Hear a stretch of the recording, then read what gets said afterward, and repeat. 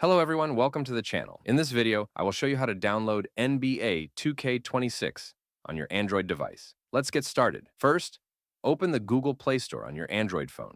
Tap on the search bar and type NBA 2K26. Then press search. If the game is officially available in your region, you should see the official NBA 2K26 listing in the search results.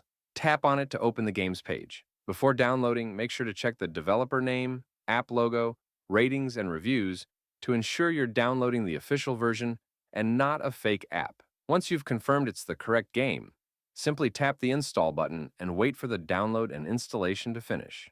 If you don't see NBA 2K26 in the Play Store, it may not have been released for Android yet, or it may not be available in your region. In that case, you'll need to wait until it becomes officially available on the Play Store. Also, avoid downloading APK files from random websites claiming to offer the game early, as they may be unsafe or unofficial. And that's it. That's how you can download NBA 2K26 on your Android device. Thanks for watching, and I'll see you in the next one.